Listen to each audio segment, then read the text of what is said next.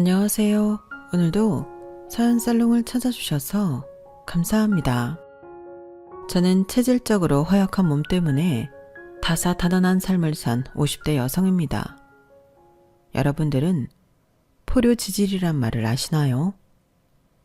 포뇨지질이란 갯버들 같은 체질이란 뜻으로 갯버들의 나뭇잎이 가을이 되면 후두두 떨어지잖아요.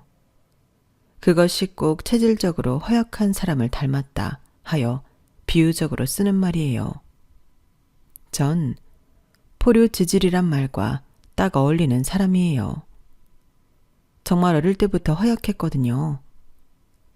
저는 팔싹둥이로 태어나 신생아 때부터 병원 신세를 많이 졌는데요. 그래서 저희 부모님은 아직도 저에게 우스갯소리로 비싼 돈 들여서 낳았다는 이야기를 많이 하세요. 그리고 저희 친정어머니는 제가 빠른 년생인데도 제가 몸이 허약해서 친구들을 따라가지 못할까봐 일찍 초등학교에 입학시키지 않았어요. 하지만 그런 친정어머니의 결정에도 저는 잔병치레가 많았어요. 이유 모를 배앓이부터 시작해서 구토를 하기도 하고 그래서 병원 신세를 진 적도 많아요. 그리고 현기증도 자주 생겨서 여름만 되면 신나게 놀다가 가끔 쓰러지곤 했어요. 그래서 잦은 병조퇴와 병결석을 하기도 했죠. 친정어머니는 제가 학교를 제대로 졸업할 수 있을까 걱정이 이만저만이 아니었다고 해요. 그래도 다행히 나이가 들면서 몸이 익숙해져서 그런지 고등학교 진학에 어려움이 될 정도로 대학교를 갈 때 무리가 갈 정도로 조퇴나 결석을 하지 않았어요.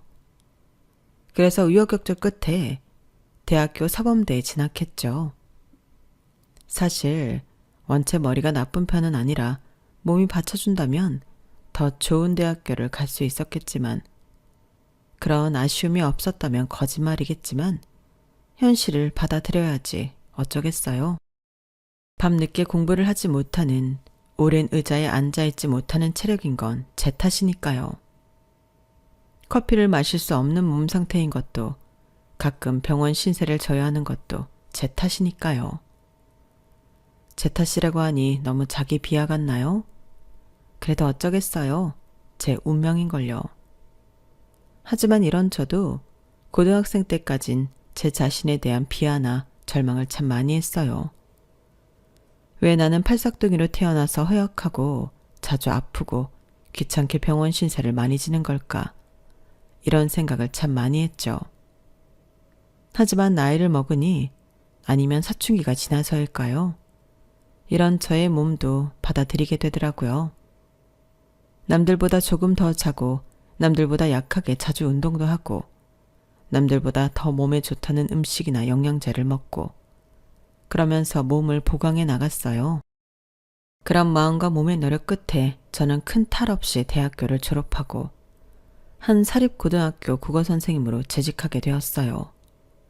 그리고 지금의 남편을 만나 두 딸을 낳고 잘 살고 있죠. 그런데 궁금하시지 않나요?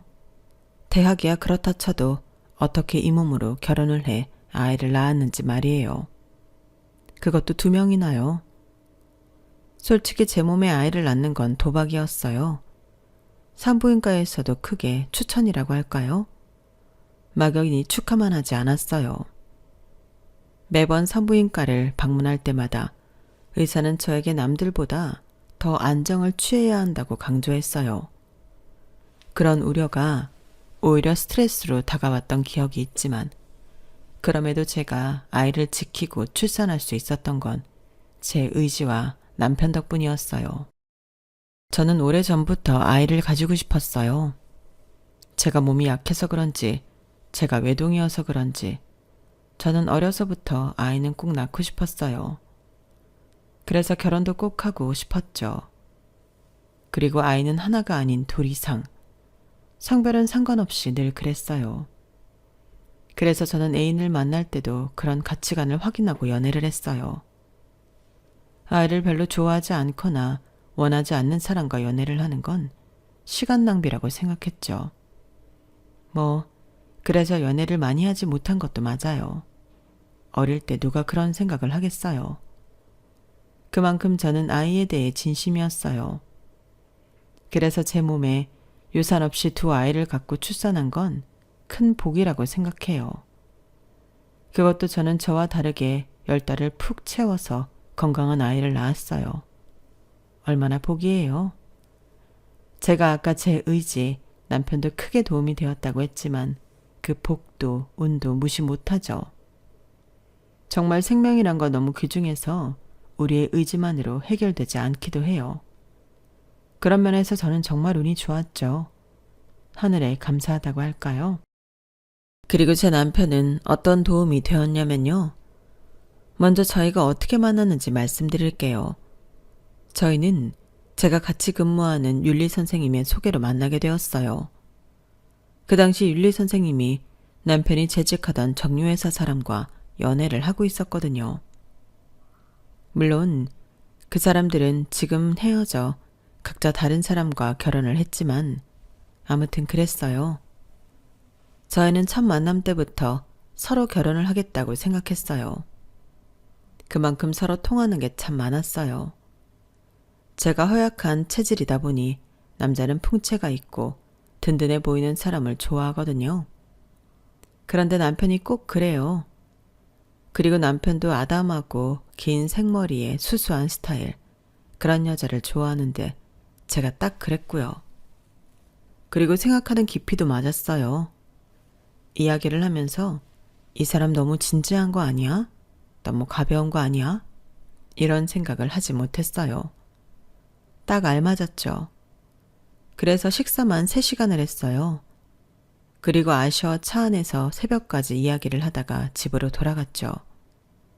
다음 날도 만나고 그 다음 날도 만났어요. 저희는 일주일 내내 만나고 연애를 시작했어요. 저는 남편이 좋았어요. 앞서 말한 것들도 좋았지만 그 중에서 남편의 다정함이 좋았어요. 그 온도가 너무 적당했거든요. 남편은 겨울에 제가 차에 타기 전에 항상 열선을 틀어놓고 식당에 가면 식기류를 제게 먼저 주고 입가에 음식이 묻은 걸 세심하게 닦아주고 그랬어요. 그리고 이런 것들을 저희가 다투는 와중에도 했어요. 그러니까 남편의 다정함은 이성을 잃지 않았어요. 너무 자연스럽게 몸에 배어 있어서 언제 어디서라도 튀어나왔죠. 그게 너무 좋았어요. 그리고 저희 남편은 일 외에도 하는 게 많았어요. 운동도 골프며 수영이며 배드민턴이며 헬스장이며 하러 다녔고 쉬는 날엔 독서를 즐기기도 했어요. 저는 그게 너무 건강해 보이더라고요. 그게 남편이 스트레스를 푸는 창구 같았어요. 솔직히 저에게 그런 건 없거든요. 쉬는 날만 되면 지쳐서 잠만 자죠. 영화 한 편이라도 보면 다행이랄까요? 그래서 저는 술이나 친구들과의 무의미한 시간이 아닌 건강한 방식으로 스트레스를 푸는 남편의 모습이 좋아 보였어요. 그리고 그런 체력이 있는 남편이 부럽고 남편을 동경했어요. 그래서 남편을 따라 운동을 다니기도 하고 독서를 하기도 했어요. 부끄러운 소리지만 국어 선생님으로 있으면서 다독하는 스타일은 아니거든요. 읽어야 하는 책들이 있어서 억지로 읽는 편이었죠. 그래서 남편을 따라 읽어야 하는 책뿐 아니라 이것저것 많은 책을 읽었어요. 그리고 남편은 영화도 참 좋아했는데 저는 남편 덕분에 다양한 장르의 영화를 볼 수 있었어요. 더구나 남편은 영화를 보고 이야기하는 걸 좋아해서 더 집중해서 볼 수 있었죠. 남편의 생각을 들을 수 있는 것도 좋았고요. 정말 제가 했던 연애 중에 가장 유익했던 연애인 것 같아요. 그래서 저는 2년간 남편과 연애를 하면서 결혼하고 싶다는 생각을 수없이 하고 그 말을 내뱉기도 했어요. 어쩌면 프로포즈를 한 건 저일지도 몰라요. 그리고 당연히 남편의 아이가 갖고 싶었죠. 남편을 닮은 아이를 갖고 싶었어요. 그럼 너무 행복할 것 같았죠. 딸이든 아들이든 상관없었어요. 어떤 아이든 남편을 닮은 아이라면 만족했어요. 이런 저의 마음들이 모여 그리고 하늘의 큰 행운이 따라 제 두 딸이 건강하게 태어난 것 같아요. 그렇지만 모든 일이 순탄했던 건 아니에요. 사실 제 남편에게 가정사가 있거든요. 저희 남편은 두 형제인데 제 남편이 5살이고 도련님이 4살이었을 때 부모님이 별거를 하게 되어요. 사유는 워낙 많아서 하나로 꼽을 수 없어요. 사실 부부싸움이나 이혼이라는 게 그렇잖아요. 그래서 성격 차이라는 말로 뭉뚱그리기도 하고요. 저희 시부모님도 한마디로 하면 성격 차이였어요. 남편의 말에 의하면 애초에 만나지 말았어야 했다고 해요. 그만큼 성격도 맞지 않았고 시어머니의 잦은 가출과 시아버지의 폭력성, 남편은 차라리 별거를 한 게 나았던 것 같다고 말했어요. 하지만 저희 시어머니 처음엔 별거를 인정하지 않았어요. 저희 시아버지가 대학 교수시거든요. 의대예요. 그런데 시어머니가 시아버지가 일하는 대학에 찾아가 한마디로 깽판을 놓으시곤 했어요. 무작정 가서 교수실을 엉망으로 만들고 시아버지의 멱살을 잡고 험한 말을 했어요. 하지만 그 마음도 이해가 안 되는 건 아니에요. 여자로선 말이에요. 왜냐하면 시아버지가 시어머니와 별거를 하고 몇 해 지나지 않아 그 대학병원 간호사와 같이 살게 되셨거든요. 그 사실을 알고 시어머니가 얼마나 낙담했겠어요. 여자로서 너무 수치스러운 일이잖아요. 그래서 이해가 전혀 안 되진 않아요. 그런데 그런 시어머니를 잠재웠던 말은 매달 생활비를 준다는 시아버지의 회유였어요.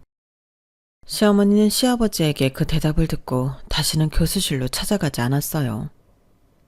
그래서 저희 남편은 시어머니가 애초에 화가 나서 여자로서 수치심이 들어서가 아니라 생활비를 받아내기 위해 교수실로 찾아갔다고 생각해요. 그것도 전혀 아니라고는 할 수는 없죠. 저희 시어머니 굉장히 시아버지를 의존하거든요. 집도 시아버지 명의예요. 시아버지가 자기 명의로 된 집에서 그냥 살게 두신 거예요.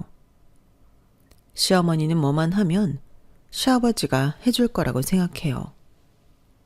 집도 돈도 쌀도 뭐도. 네가 나한테 그러면 안 되지. 네가 나한테 어떻게 했는데 다 해줘야지. 이런 심보를 가지고 있어요. 그래서 아직까지도 이혼 안 하는 것 같아요. 저희 시부모님 50년 동안 그렇게 살고 계세요. 이혼도 안 하고 별거 상태로 말이에요. 시아버지는 매번 이혼하고 싶어 해요. 명절만 되면 그래도 명절이라고 하루는 모이는데 그때마다 이혼 얘기 꺼내고 또 시어머니는 깽판 치고 하루가 끝나요. 정말 명절만 되면 살얼음판이에요. 그런 걸 생각하면 저도 두 분이 빨리 이혼하셨음 싶어요. 그리고 시아버지가 이혼을 그렇게 하고 싶은 이유는 뭣도 아닌 관계를 정리하고 싶은 것도 있겠지만 시아버지와 내연녀 사이에 딸이 있거든요. 이제 50이 다 되어 갈 거예요. 저도 한번 본 적이 있는데 그 딸의 호적이 아직 못 올라갔거든요. 그게 시아버지는 마음이 쓰여서 더 이혼하고 싶다고 하는 것 같아요. 그리고 시어머니는 그걸 알아서 더 이혼 안 하겠다고 하는 것 같고요. 이혼할 거면 돈도 더 주고 집도 주고 다 주고 하래요. 그럼 시아버지가 넌덜머리가 나서 자리를 피하죠. 시부모님은 저희 부부가 결혼을 하겠다고 만나뵈러 갈 때도 그랬어요. 너는 이 꼴을 보고도 결혼이 하고 싶니? 어차피 남자는 바깥이라면 나돌게 되어 있다. 네가 애를 낳으면 안 그럴 것 같지? 다 똑같아. 내 꼴 나고 싶으면 결혼해라. 시어머니는 대놓고 제게 그렇게 말했는데 사실 그 말은 저에게 한 말이 아니라 시아버지에게 한 말이었어요. 저는 너무 불편해서 어쩔 줄을 몰랐어요. 제 남편은 미안해서 어쩔 줄을 몰랐죠. 그리고 상견례 때도 조마조마했어요. 결국 저는 저희 부모님께 시부모님이 완벽히 이혼했다고 설명했고 그렇게 알고 가셨는데 시어머니가 저한테 말한 것처럼 이상한 소리를 할까봐 얼마나 조마조마했는데요. 게다가 저희 친정어머니는 이혼 가정인 것도 별로 좋게 보지 않았어요. 더구나 시아버지는 따로 결혼을 하셨다는 이야기를 듣고 입을 다물지 못했죠. 그래서 저는 겨우 설득했어요. 엄마, 나도 허약하잖아. 나 데리고 갈 사람이 어디 있겠어. 안 그래? 그런 말을 해서 겨우 설득시켰어요. 어떻게 보면 협박이죠. 그리고 다행히 시어머니는 그 자리에서 자기 결혼 이야기는 하지 않으셨어요. 그래도 자기 아들 결혼시키려고 이혼한 척 노력 많이 했죠. 물론 저희 부모님도 매너 있는 분들이어서 그런 이야기 꺼내지도 않았고요. 그래서 상견례까지 잘 마무리하고 결혼했네요. 그런데 제가 결혼식을 준비하는 데에 너무 고생을 해서 그런지 신혼여행을 가기 전에 위험이 오더니 신혼여행 내내 아팠네요. 그리고 돌아와서도 잔병치레를 계속하고요. 결국 결혼을 하고 나서 병가나 조퇴를 더 많이 하게 되었어요. 그도 그럴 것이 저는 결혼만 해내면 장땡이라고 생각했거든요. 저희 남편 가정 환경 말이에요. 그런데 이제 본 게임이더라고요. 예전에 남편이 저희 시어머니가 너무 부정적이라고 했어요. 너무 부정적이고 예민하다고요. 저는 처음엔 몰랐는데 정말 그렇더라고요. 제가 시어머니가 혼자 사시니 반찬이나 다과 같은 걸 많이 챙겨가는데 그걸 볼 때마다 이러셨어요. 뭘 이런 걸 가져오니? 먹지도 않는 거. 차라리 돈을 줘라. 그러면서 제가 가져온 걸 냉장고에 넣지도 않았죠. 그리고 시어머니와 함께 여행을 가고 싶어서 그게 나름 로망이었거든요. 그래서 계획을 짜서 알려드리니 그것도 그냥 돈을 달라고 하셨어요. 불편하게 내가 왜 너랑 하루를 자냐고 말이에요. 그리고 시어머니는 제가 툭 하면 아픈 척을 한다고 생각했어요. 시어머니는 운전을 평생 안 하셔서 한번 장을 볼 때 누군가의 도움이 필요해요. 제 남편이나 저, 도련님이나 동서가 돌아가면서 운전을 해드리죠. 그리고 그 중에서 저한테 전화를 제일 많이 하세요. 남편은 3교대로 피곤하고 의사인 도련님과 동서는 바쁘다고요. 그건 알겠어요. 그런데 저도 학교에서 야근을 할 때가 있고 그리고 가끔은 몸이 허해서 병원에 가야 할 때가 있잖아요. 그걸 이해 못 하세요. 오늘 장 볼 거니까 와라. 못 온다고? 왜? 병원에 가? 또 병원에 간다는 핑계냐? 너는 참 핑계도 좋다. 너는 네 시어머니가 밥 굽는 것보다 너 주사 맞는 게 먼저지? 너 그 정도면 하루아침에 가야 하는 거 아니니? 그러고 어찌 부인 노릇 엄마 노릇 한다고 하니? 아니, 네 남편은 3교대 하니까 피곤할 거고 네 도련님이나 동서는 의사인데 내가 너한테 부탁하지 누구한테 부탁하니? 바쁜 애들한테 턱없이 바쁜 애들한테 부탁하랴? 너도 참 생각이 없다. 병원 그거 오늘 안 간다고 안 죽는다. 죽을 거면 진작 죽었지. 그런 말을 하면서 시어머니는 제가 아픈 걸 꾀병이라고 생각해요. 정말 억울하죠. 하지만 억울해도 어쩔 수 있나요? 정말 시어머니를 굶길 순 없잖아요. 그리고 시어머니에 갔다가 나중에 마감한 동서에게 가서 수액 좀 놔달라고 부탁하면 되니까. 저는 헐레벌떡 시어머니에게 갔죠. 저는 헐레벌떡 뛰어가지 않을 수 없었어요. 왜냐하면 시어머니는 매번 저와 전화를 끊고 시간을 재고 있었거든요. 얼마나 빨리 오는지 말이에요. 무슨 시합하는 것도 아니고. 그런데도 저는 불이 나게 갔네요. 바보같이 말이에요. 그리고 제겐 또 한 명의 시어머니가 있잖아요.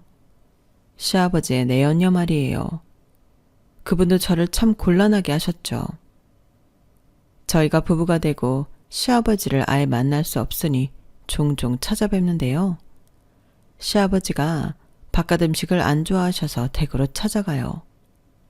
그러면 자연스럽게 그분도 뵙곤 하는데 제가 맨 처음엔 그분을 사모님이라고 불렀거든요.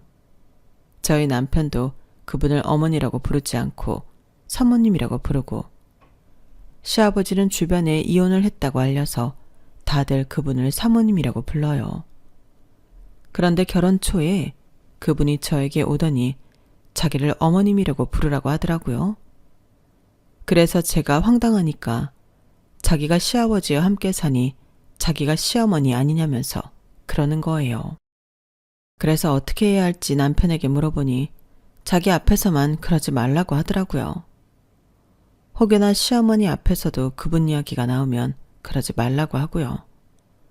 남편도 그분의 요구에 당황한 모양이었어요. 그래서 일단 어머님이라고 부르고 있어요. 그리고 제가 그렇게 부르자 무척 좋아하더니 반찬을 이것저것 싸주고 자주 전화해서 안부를 묻고 언제 오냐고 묻고 애들 잘 크냐고 묻고 사진 보내달라고 하고 시어머니처럼 굴었어요. 처음엔 되게 불편했어요. 정말 제 시어머니라고 생각하진 않았나 봐요. 그런데 생각해보니 그분 처지도 불쌍하다는 생각이 들더군요. 그분도 여자로서 치욕스러운 삶을 살고 있는 거잖아요. 당당하게 누구의 부인이라고 불릴 수 없는 위치요. 저희 시어머니에겐 지탄의 대상이기도 하고요. 그리고 그분의 딸은 또 얼마나 불쌍한가요? 그래서 받아주고 있어요. 그런데 가끔 시어머니와 함께 있는데 전화가 오거나 저희 친정 식구들 먹으라고 반찬을 싸줄 땐 정말 난감하더라고요. 저도 도무지 어떻게 태도를 취해야 할지 모르겠어요. 상황이 그렇다 보니 제 스트레스는 심해지고 좀 더 자주 아프게 되었어요. 그러니 학교를 다니는 게 눈치가 보이더라고요. 그런데 엎친 데 덮친 격, 제가 결혼 2년 만에 임신을 한 거예요. 제가 학교에 말씀드리자 학교에선 휴직보다 퇴직을 권하더라고요. 그래서 저는 고민하다가 남편도 혼자 벌어도 충분하다고 하니 퇴직했어요. 일단 아이가 먼저잖아요. 저 같은 경우 산부인과에서 절대 안정을 취하라고 대번은 말했으니까요. 그래서 아쉬운 마음은 뒤로하고 퇴직을 했어요. 임신을 하고 배가 부르니 정말 힘들더라고요. 배도 자꾸 뭉치고 가슴도 아프고요. 그래서 집에만 하루 종일 누워있는데 자꾸 시어머니가 호출을 하는 거예요. 자기 장 봐야 한다고요. 혹은 친구와 약속 있는데 같이 가자고요. 제가 매번 어머니 배가 뭉쳐서요. 몸이 무거워서요 하니까 덜컥 화를 내세요. 나 때는 배불러서 농사도 지었다. 이런 말을 하는 거예요. 평생 농사도 지어본 적 없는 분이 그런 말을 하니까 좀 우습기도 하고 기분이 나쁘기도 하고 그랬어요. 그래서 저 대신 첫 아이 땐 도련님이 좀 불러다녔어요. 둘째를 가졌을 땐 동서가 불려다니고요. 부부에게 많이 미안하더라고요. 병원 일도 바쁠 텐데 말이에요. 그런데 저희 도련님도 그렇고 동서도 그렇고 엄청 착하고 야무져서요. 그래서 그때마다 저에게 미안해하지 말고 몸 관리 잘 하라고 하더군요. 저희 동서 이야기를 좀 해볼까요? 저희 동서는 제 첫 아이가 2돌이 지났을 때 처음 인사를 왔어요. 키도 크고 짧은 단발머리에 시크하고 도도한 이미지였는데요. 게다가 도련님과 같은 의사라고 하니 처음엔 선입견이 있었죠. 냉철하고 인감이 없을 것 같은 느낌. 그런데 인사를 하는데 사근사근한 말투하며 경청하는 태도가 너무 뜻밖이었어요. 저도 남편도 너무 좋은 사람이라는 인상을 받았죠. 그리고 그건 껍데기가 아니었어요. 동서는 정말 착하고 야무졌어요. 사실 제가 동서가 결혼한 해에 둘째를 가졌는데 둘째도 딸이었어요. 그래서 시어머니가 무척 실망하시고, 아니 실망을 넘어서 제가 무언가 잘못했다고 생각했어요. 사주에 아들이 하나 있다던데 언제 아들이 나온다니? 그나저나 내가 지어준 보약은 마셨니? 안 마셨지? 그 경단은 먹었니? 에휴, 넌 아들 낳을 생각이 없구나? 아들을 낳아야지. 딸은 낳아봤자 다출가 외인이야. 날 보면 모르니? 우리 잘난 아들들 보면 몰라? 제가 첫째를 낳았을 때도 시어머니는 저에게 보약이나 알 수 없는 경단을 주셨고 저는 먹지 않았어요. 그리고 그걸 알고 시어머니는 넌 아들 낳을 팔자가 아니라며 죄 지은 팔자라고 하셨죠. 아이를 낳은 직후 몸이 부어있는데 말이에요. 괜찮냐는 말 한마디도 없었어요. 제가 2번 다 난산을 했거든요. 저 정말 힘들게 저희 2딸 낳았어요. 과다출혈에 수혈을 해가면서 아이 낳았고 낳고 나서 몸과 얼굴이 못 알아볼 정도로 부어서 남편도 못 알아봤어요. 게다가 특히나 그때 자연 출산을 강요했거든요. 그래서 더 상황이 심각했죠. 전 거의 2번 다 죽다 살아났어요. 그런데 그걸 알고도 그런 말을 하니 저는 정말 억울해서 눈물이 다 났어요. 시어머니가 휙 하고 병실을 나가시고 얼마나 울었다고요. 그런데 그 와중에 사모님은 오셔서 시어머니 행세하려고 하시고 저희 친정어머니가 만들어 온 미역국을 저기에 두고 자기 거 먹으라고 하질 않나. 저희 친정어머니는 그때 사모님 처음 보시고 기겁했어요. 대체 저 사람이 여길 왜 오냐면서요. 정말 정신이 하나도 없었어요. 그리고 제가 딸을 낳고 동서가 아들을 낳았는데요. 저는 순간 긴장했어요. 시어머니가 어떤 사람인 줄 아니까 온전히 축복을 못하겠더라고요. 그래서 얼어있는데 시어머니가 예상을 빗나가지 않게 동서를 끌어안고 발을 동동 구르면서 잘했다, 고맙다, 수고했다 하시는 거예요. 저희 동서 네네 하면서 어머니의 진한 포옹을 받더니 그리고 나서 저를 부르는 거예요. 그리고 제 손을 탁 잡더라고요. 형님, 어떻게 2아이를 낳으셨어요? 저 너무 힘들어서 진짜 이성 놓을 뻔했어요. 정말 존경해요. 몸도 약하신데. 딱 그러는 거예요. 그 말을 듣고 시어머니가 픽 웃으면서 그래봤자 딸이다 딸 이러시는 거예요. 그러니 동서가 시어머니를 슬쩍 쳐다보더라고요. 에이 어머니, 같은 여자끼리 그런 말하는 거 아니에요. 아들 낳아봤자 소용없다는 거 어머님이 더 잘 아시면서. 지금 저희 남편 봐요. 어머니보다 나 더 챙기고 나 어떻게 될까봐 울고. 이 사람이 어머니 때문에 언제 한번 울어봤겠어요? 뭐 딸도 그럴 수도 있지만 전 딸이 아니라 아쉬운데요. 형님 좋겠어요. 그러니까 저희 시어머니 말을 뚝 하지 않더라고요. 저희 동서가 그런 사람이에요. 그뿐만이겠어요. 제가 다른 병원에서 수액을 맞고 진찰을 받자 자기 병원으로 오라면서 돈도 받지 않고 수액도 놔주고 진찰도 해줘요. 가족 좋다는 게 뭐냐면서 말이에요. 그래서 저는 퇴직을 하고 저희 아이들을 육아하면서 동서 아이들까지 키워줬어요. 동서가 얼마나 고마워했는지 몰라요. 저에게 돈도 쥐어주려고 했는데 제가 좋아서 고마워서 한 일이라 받지 않았네요.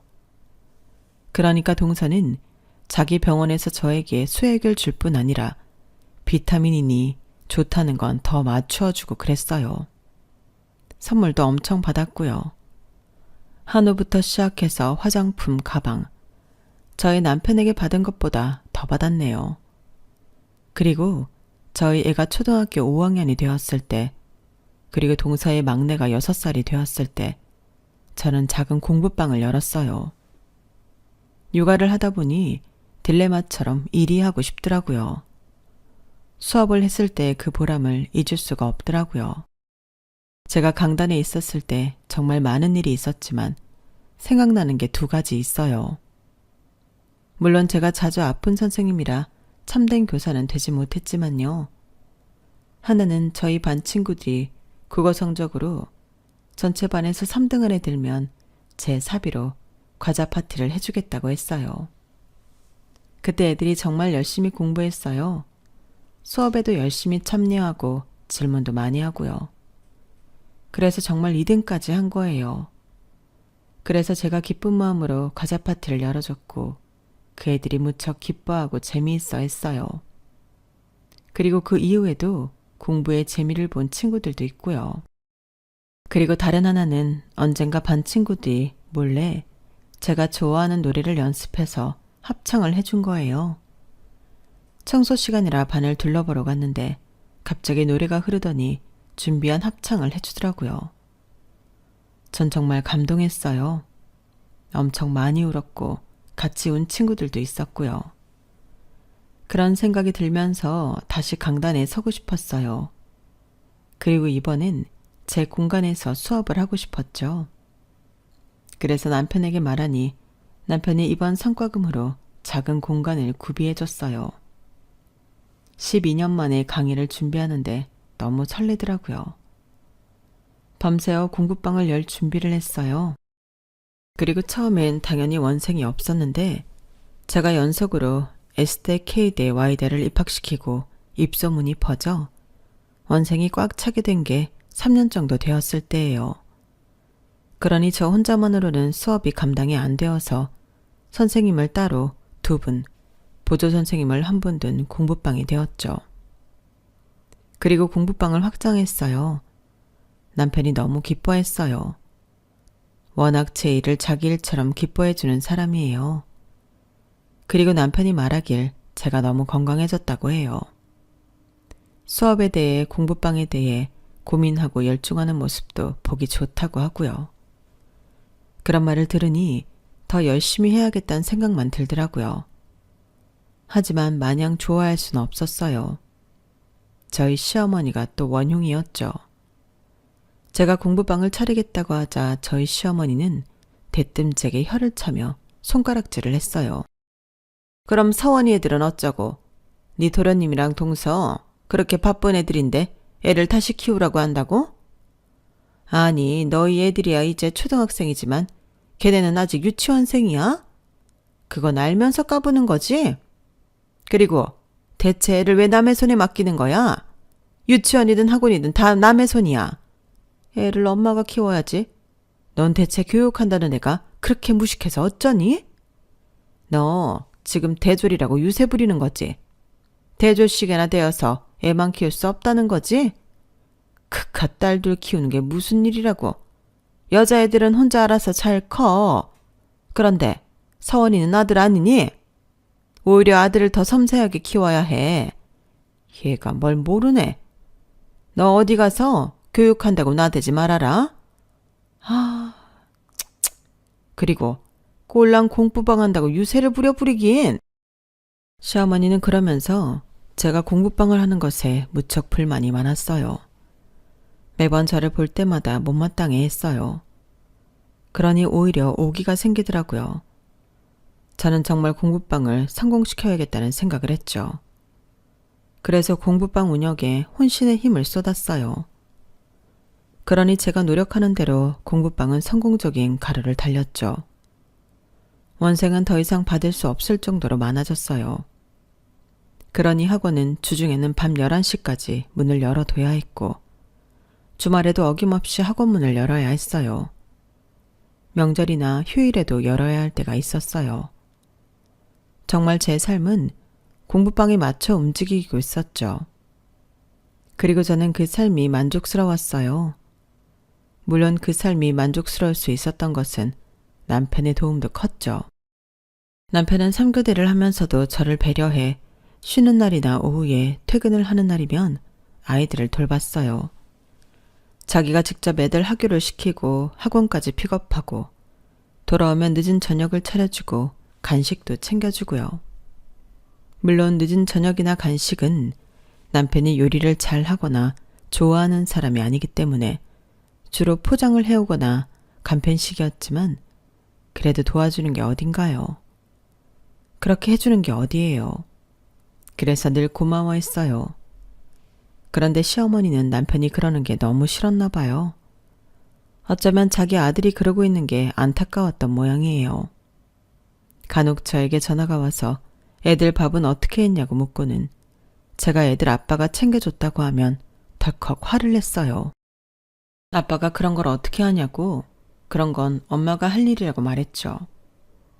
그 말을 듣고 제가 그때 야근 중이었는데 어떤 일이 안 풀려서 좀 화가 나 있었어요. 어머니, 그게 정 보기 싫으시면 어머니가 좀 도와주실래요? 도련님 애들도 좀 봐주고요. 제가 그렇게 말하니 또 덜컥 화를 내더니만 다음 주쯤인가요? 애들을 시댁으로 보내라고 하더라고요. 보니까 도련님 애들도 봐주겠다고 한 모양이었어요. 그런데 들어보니 이런 일이 있었더라고요. 시어머니가 동서에게 가서 제 험담을 한 모양이에요. 제가 대졸이라고 유세 부리려고 공부방을 차렸다니 꼴랑 몇 평 되지도 않는 공부방 하면서 바쁘다고 난리를 치며 애 아빠한테 애들을 맡긴다니. 게다가 이제는 시어머니한테 애들을 맡기려고 한다고 말했다나요? 그래서 동서가 듣다 못해 이렇게 말했어요. 아, 어머니, 그거 참 좋은 생각이네요. 아주버님 일도 바쁘신데 집에서 쉬시면서 손주 봐주시면 되겠네요. 안 그래도 저희 애들도 학원 갔다가 집에 돌아오면 혼자 있는데. 저희 애들도 봐주실 수 있겠어요? 어차피 애들이야 같이 있으면 봐줄 것도 없어요. 걔네들이야 서로 잘 지내잖아요. 친남매처럼. 그리고 저번에 어머니가 제가 시터 쓴다니까 그런 거 하는 거 아니라고. 어떻게 생각하세요? 왜 그런 생각을 못했죠? 동서가 그렇게 나오니 시어머니도 알겠다 한 모양이에요. 그래서 저와 동서는 아이들을 시댁에 맡기게 되었어요. 저는 동서가 그렇게 나와줘서 너무 고마웠죠. 앞서 말씀드렸지만 저희 시어머니 제가 딸만 둘을 낳아서 별로 안 좋아하셨다고 했잖아요. 아마 동서가 그렇게 말해주지 않았더라면 제 아이들은 맡아주지 않았을 거예요. 평생 말이에요. 그래도 다행히 저는 시댁에 아이를 맡겨 건강하게 성인이 될 때까지 키울 수 있었어요. 그런데 큰일이 생겼어요.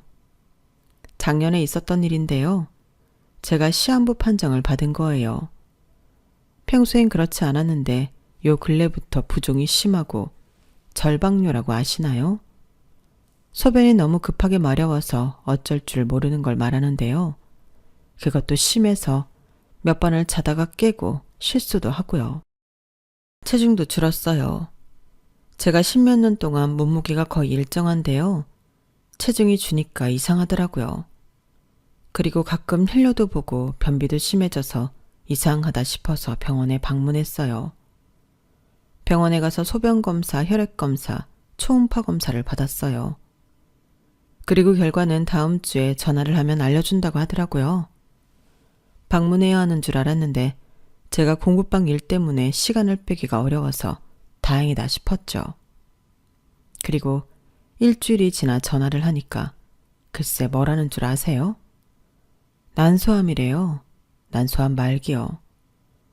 저는 너무 충격을 받아서 정확한 결과냐고 물으니 정확하다고 하더라고요. 저는 병원과의 전화를 끊고 너무 충격을 받아 엉엉 울었어요. 그리고 남편에게 어떤 말을 해야 하나, 우리 애들이 겨우 20살이 넘었는데 어쩌나 싶었어요. 정말 망연자실, 그 말이 맞더라고요. 그렇게 보름을 혼자 끙끙 앓았을까요? 혼자 스트레스를 그렇게 받으니 몸도 증상도 더 악화되는 게 느껴지는데 도무지 입이 떨어지지 않더라고요. 하지만 결국 그날 애들이 집에 없을 때 퇴근을 한 남편에게 말했어요. 여보, 어떻게 하지? 나 난소암이래. 그것도 말기. 난소암 말기는 생존율이 11%라는데 어쩌지? 나 애들 결혼하는 건 보고 가야 하는데. 아니, 손주들도 너무 보고 싶은데. 나 이제 어떡해? 여보, 나 너무 무서워. 제가 그렇게 말하며 울자 남편은 너무 놀라서 얼어버리더니 이내 저를 안아주었어요. 그리고 11%라도 치료에 게을리하지 말자고 격려해 주었죠. 그렇게 저는 공부방 일을 조금 내려놓고 다른 선생님에게 상황을 알린 뒤 맡기고 병원을 오갔어요. 그런데 시어머니가 공부방에 찾아오셨는지 제가 없으니 어딜 그렇게 나돌아다니냐고 한 소리를 하는 거예요. 그때 제가 치료를 받고 난 뒤여서 예민했어요. 그래서 홧김에 난소암이라고 말해버렸죠. 그러니 시어머니가 뭐라고 했는 줄 아세요? 뭐? 난소암? 그래서 뭐? 지금 내가 쌀이 없다는데 그거 좀 사러 간다고 네 병이 악화되기라도 한다니? 그런 것도 아닌데 그게 무슨 변명거리가 되니? 아무 말 말고 내 말에 토 좀 그만 달아라. 아주 대학 나왔다고 생쇼를 한다. 그리고 난소암이랬지. 그거 네가 다 딸만 낳아서 그런 거다? 아들이라도 하나 낳았으면 그런 일은 없지. 우리 아들 사주에 아들이 있다는데 너 때문에 아주 글렀어. 내가 너희 애들은 키워주고 싶지도 않았다. 내가 마음이 넓어서 그렇게 해준 거지. 고맙게 생각해. 그리고 암에 걸려서까지 그깟 공부방일 할 건 아니지? 그거 주변 사람들한테도 민폐야. 어떻게 너는 욕심이 그렇게 많니? 그렇게 안 생겨선. 아참, 그럼 이왕 이렇게 된 거 남은 생 공부방에서 생쇼하지 말고 가족들에게 헌신해라. 알겠어? 시어머니는 그렇게 전화를 끊었고 저는 그 자리에서 서러운 마음에 울었어요. 차에 올랐는데도 눈물이 멈추지 않더군요. 그리고 저는 불현듯 동서가 생각이 났어요. 제 서러움을 알아줄 사람은 동서밖에 없겠구나 싶었어요. 그래서 동서를 찾아갔어요. 동서는 제가 눈이 퉁퉁 부어서 들어오자 놀라며 도련님에게 환자를 맡기고 저를 원장실로 안내했어요. 그리고 사정을 듣더니 시어머니의 행적보다도 제 병에 너무 놀라는 거예요. 형님이 난소암이요? 아니 그런 줄은 전혀 몰랐어요. 여러 군데 질러 봐보셨어요? 요즘엔 한 군데에서만 질려보시면 안 돼요. 오진일 수도 있고 뭔가 착오가 있던 거일 수도 있고. 아, 그렇지. 지금 다시 해봐요. 소변 검사랑 혈액 검사 다시 해봐요. 지금 바로 소변 보실 수 있겠어요? 아니면 물 좀 마시고 해봐요. 네? 저는 그렇게 검사를 다시 해봤어요.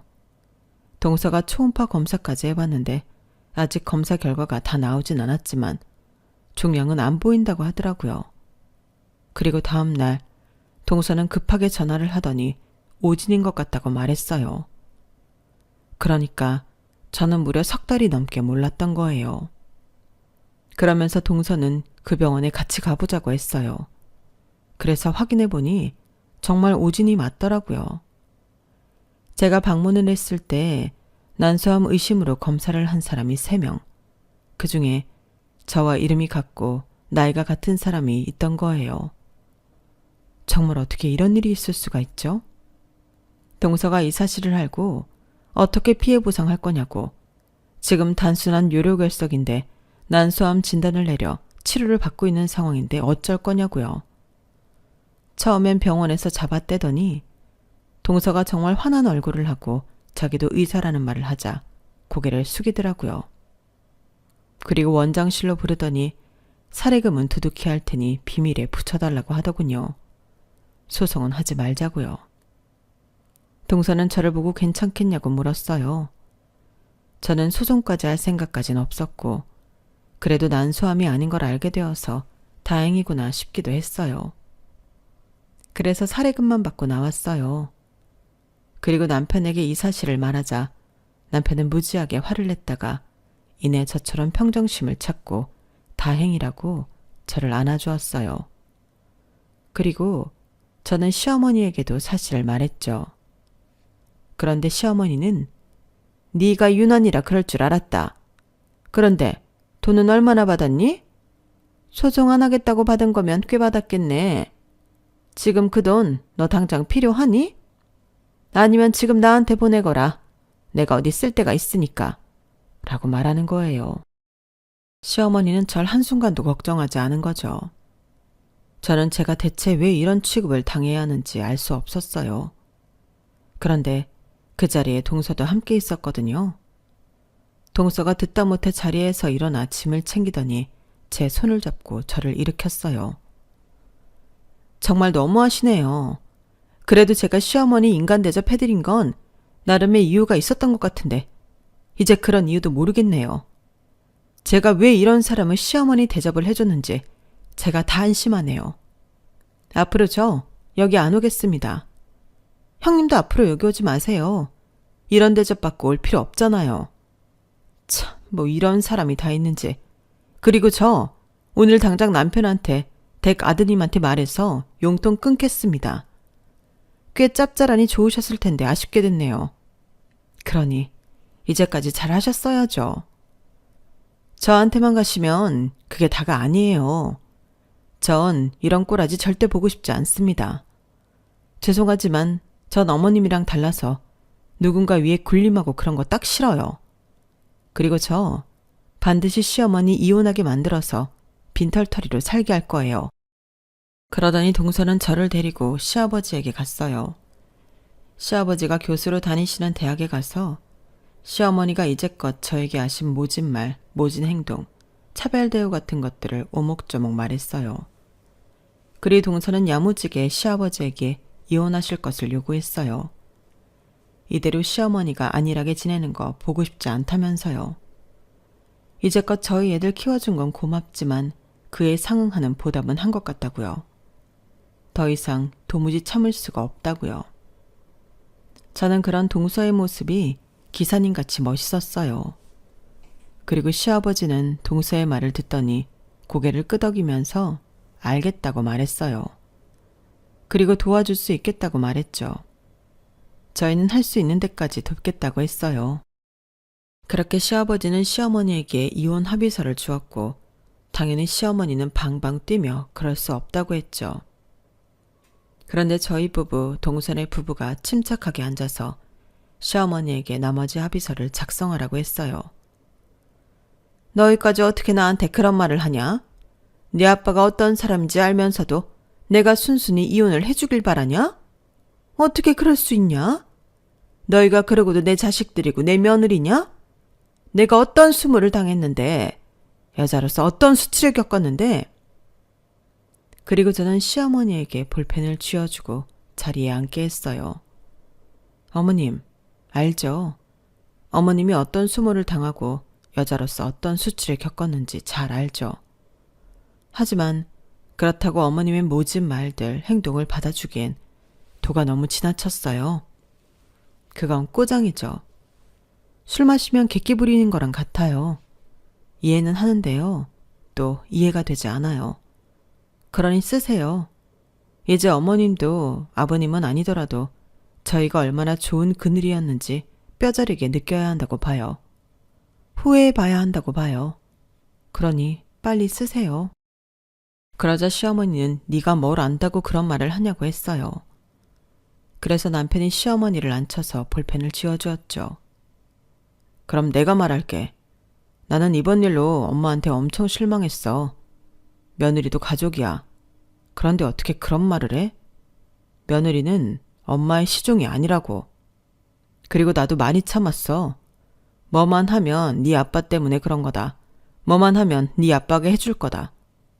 엄마가 여자로서 겪은 수모는 알겠지만 이건 도가 지나쳐. 왜 주변 사람들을 피말리지 못해 안달이야? 엄마 곁에만 있으면 숨이 턱턱 막혀. 알아? 그러니 빨리 써. 시어머니는 결국 가족들의 분위기에 못 이겨 합의서를 썼어요. 그리고 며칠 알아누운 듯 연락이 없었죠. 시아버지는 정말 마음을 단단히 먹었는지 시어머니가 사시던 집도 파셨어요. 시어머니는 결국 자기 동생 집으로 들어갔어요. 지금은 저와 동서는 시어머니에게 발길을 끊었고요. 간혹 저희 남편과 도련님이 시어머니를 찾아가요. 어쩔 수 없는 아들의 도리가 있잖아요. 저도 굳이 남편의 행동을 말리진 않아요. 하지만 그럼에도 용돈은 안 지어주고 온다고 해요. 그것만은 해주고 싶지 않다고요. 그래서 시어머니는 지금 자기 동생을 따라 시청에서 구하는 아르바이트를 하고 있어요. 조경이나 쓰레기 줍기 같은 거요. 아마 결혼을 하고 처음으로 일을 하는 거일 텐데 삭신이 쑤실 거예요. 그리고 저와 동서는 더 끈끈해져서 자주 카페에 가서 수다도 떨고 식사도 해요. 아이들끼리도 함께 만나 이제는 아이들도 다 컸으니 세상 돌아가는 이야기를 하기도 하고요. 올해엔 두 식구끼리 해외여행을 갈 생각이에요. 그리고 저는 건강관리에 더 유의하고 있어요. 공부방을 운영하면서 소홀했던 것 같더라고요. 지금 당장은 남편과 배드민턴을 치고 있어요. 제 두 딸들이 결혼하고 아이를 낳는 것까지 보려면 오래 살아야 하지 않겠어요? 지금까지 저의 사연이었습니다. 포로지질한 저의 다사다난한 삶 어떻게 보셨나요? 기사님 같은 저의 동서 정말 멋지지 않나요? 저는 이제부터 건강하게 몸 관리해서 남은 미래를 충실히 살아갈 생각이에요. 여러분들도 건강에 유의하세요. 여러분, 사연 댓글에 응원과 현명한 조언 부탁드려요. 좋아요와 구독은 저에게 큰 힘이 됩니다. 오늘도 좋은 일 가득하세요.